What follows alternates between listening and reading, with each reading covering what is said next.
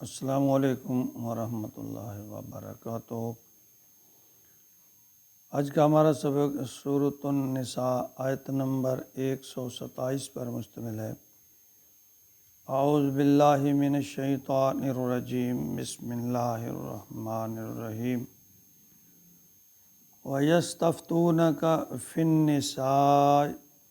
قُلِ اللَّهُ يُفْتِيكُمْ فِيهِنَّ وَمَا يُتْلَى عَلَيْكُمْ فِي الْكِتَابِ فِي يَتَامَى النِّسَاءِ اللَّاتِي لَا تُؤْتُونَهُنَّ مَا كُتِبَ لَهُنَّ وَتَرْغَبُونَ أَن تَنكِحُوهُنَّ وَالْمُسْتَضْعَفِينَ مِنَ الْوِلْدَانِ وَأَن تَقُومُوا لِلْيَتَامَى بِالْقِسْطِ وَمَا تَفْعَلُوا مِنْ خَيْرٍ فَإِنَّ اللَّهَ كَانَ بِهِ عَلِيمًا۔ اب جو آگے آیت مبارکہ آ رہی ہیں ان میں پھر ایک مرتبہ عورتوں اور بچوں کے حقوق کا تذکرہ ہے، یعنی یتیموں کے حقوق کی ادائیگی اور ان کی ترغیب و فضیلت کے بارے میں قرآن مقدس میں 23 مقامات پر ذکر ہوا ہے۔ یتیم کی کفالت جو ہے اس کے بارے میں نبی اکرم صلی اللہ علیہ وآلہ وسلم کی ایک حدیث مبارکہ صحیح مسلم کی، جسے ابو ہریرہ رضی اللہ تعالیٰ عنہ نقل فرماتے ہیں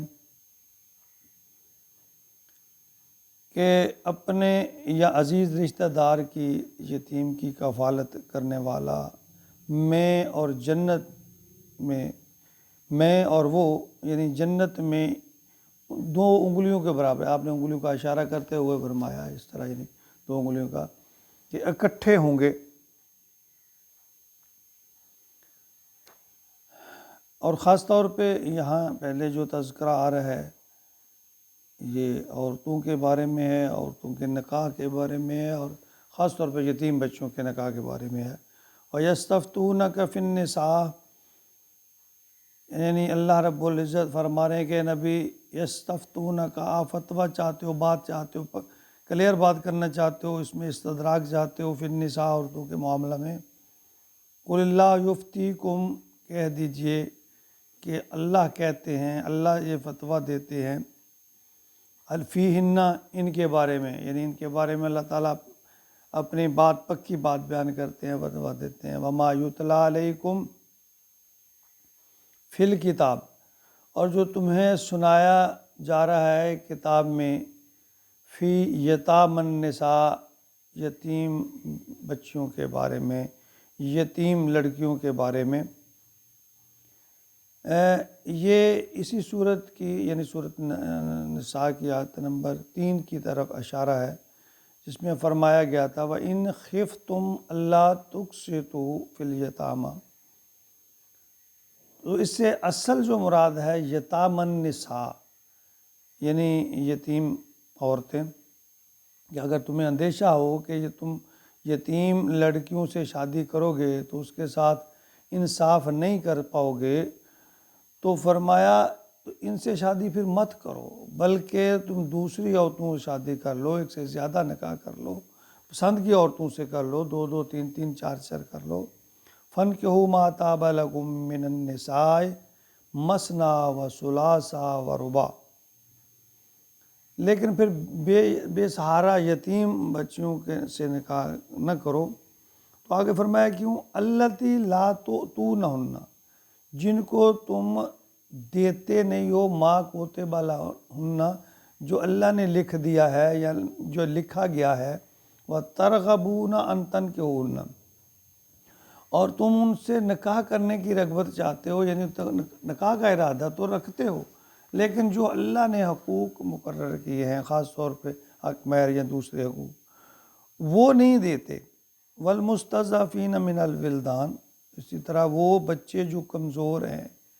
یتیم ہیں، کمزور ہیں، صاف ظاہر ہے جو یتیم ہے جب اس کے پیچھے کوئی پوچھنے والا نہیں ہے تو بظاہر اس دنیا میں وہ کمزوری ہیں۔ وَأَن تَقُومُوا لِلْيَتَامَى بِالْقِسْطِ، اور یہ کہ یتیموں کے معاملہ میں انصاف پر بالقسط، انصاف پر مبنی بات کرو، انصاف پر مبنی معاملات کرو۔ وما تفعلوا من خیر، اور جو بھلائی تم کرو گے، فإن اللہ، بے شک اللہ کان بہ علیما، اس کو جاننے والے، یعنی اللہ تمہاری نیتوں کو جانتے ہیں کہ جو تم نیکی کسی کے ساتھ کر رہے ہو، اللہ اس کو جانتے ہیں۔ تو اس میں فرمایا واللہ یعلم المفسد من المصلح، کہ اللہ جانتا ہے کہ کون حقیقت میں مصلح ہے اور کون مفسد ہے۔ تو آیت میں یتیم بچوں کا نکاح کے بارے میں یہاں تفصیل ہے کہ تم ان سے نکاح کرنا چاہو، خاص طور پہ جب وہ تمہاری زیر کفالت ہوں، تو ان کے نکاح کی بطریق حسن پاسداری کرو، جو صحیح طریقہ ہے، جو اصول ہے۔ وجہ اس کی یہ بھی تھی کہ لوگ صرف اس اندیشہ سے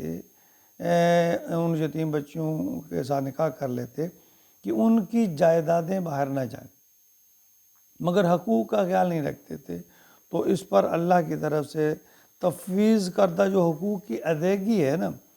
اس میں کوتاہی برتتے، حق مہر نہ دیتے، دوسرے حقوق برابر کے نہ دیتے، کیونکہ ان کے پیچھے کوئی باز پوس کرنے والا نہیں ہوتا۔ تو اس لیے تو سورۃ النساء کی آیت نمبر 3 میں جیسے کہ پہلے تھا، اس میں ذکر فرمایا وَإِنْ خِفْتُمْ أَلَّا تُقْسِطُوا فِي الْيَتَامَىٰ، کہ اگر اندیشہ ہو تمہیں کہ تم انصاف نہیں کر پاؤ گے یتیم بچوں کے معاملہ میں، تو فرمایا کہ یتیموں کے معاملے میں اچھا سلوک کرو گے تو انصاف کرو گے نا،